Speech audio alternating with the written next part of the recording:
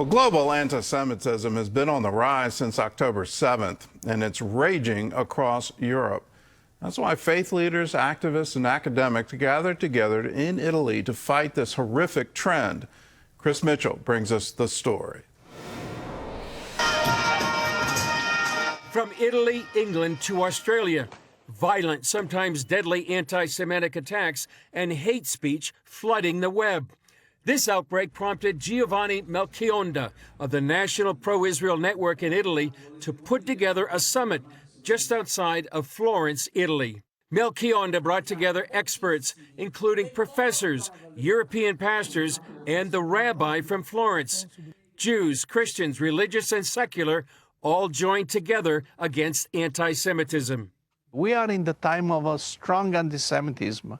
Europe is in a huge spiritual and idealistic crisis because politics, because of wrong teaching, because of young revolts. Dr. Jonathan Corci, an international law specialist from Switzerland, lays the blame at the feet of a lukewarm church that he believes has failed to support traditional values and its European identity. He sees the result as a vacuum, creating a friendly climate for hatred.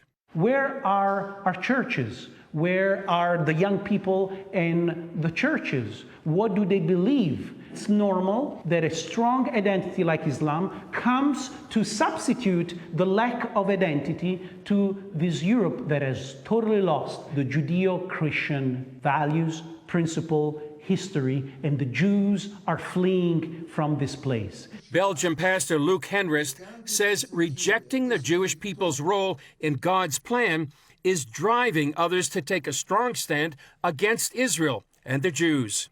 It's a spiritual problem. We see from the beginning of times that God has chosen the people of Israel, but most people reject the idea of God.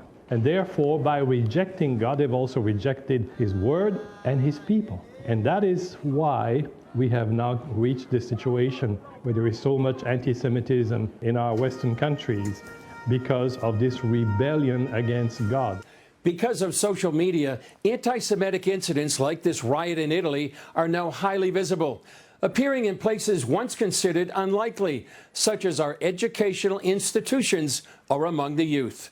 Now in the school in Italy, the teachers, the professor, they influence a lot, especially the young student, a very manipulating situation. Dr. Corci believes governments have been too passive in implementing measures or responding to specific incidents, which has allowed anti-Semitism to spread.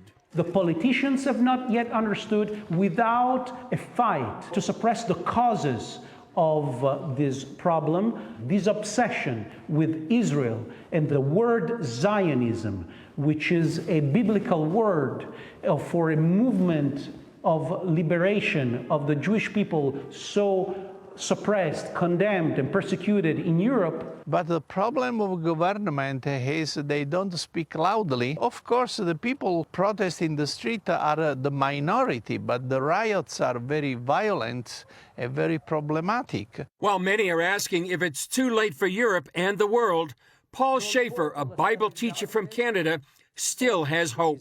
It's not too late if we can get the people to wake up, to understand, and to start acting in the right direction. But we don't have a whole lot of time, and it's getting more and more intense every day. It's a time that the Lord will raise up the people, wake up the people, because this situation is very risky. Chris Mitchell, CBN News. It is time for us to wake up and realize that this is a spiritual battle. This isn't in the natural at all. The rise of anti-Semitism in the natural, there is no natural explanation for it. It just seems to be incredible that it seems to be worldwide now. It's not just within Muslim ideology. We're seeing it sort of across the board. And then within that, an anti-Zionism spirit that says Israel has no right to the land, it's some kind of a colonial power, it's committed genocide in Gaza. All of those things are absolutely untrue. but that lie is going around the world because there's a spiritual force behind it. The rabbis say in every generation a Haman arises who tries to wipe out the Jewish people. Now ask yourself why. What is the force behind that? Well, there is an enemy of our souls. He recognizes that when God wants to speak to the world, he usually calls somebody from the Jewish people to be his secretary to take it down. All of the prophets are Jewish. Jesus, Jewish. All the disciples, Jewish. All the apostles, Jewish. Let's recognize that it's the source. And Jesus himself said, salvation is of the Jews. Now, if the enemy of our souls can wipe them out, he thinks he can take control of the world. Keep that in mind. And every time you hear these things, from the river to the sea, Palestine will be free, or that you hear someone accusing Israel of genocide or being a colonial power, all of those things, recognize what is behind it. You're not fighting flesh and blood. You're fighting a very powerful spiritual force. But here's the great news. We have a lot more power. So let's use that. Let's wake up to it. Let's stand up to it and call it for what it is.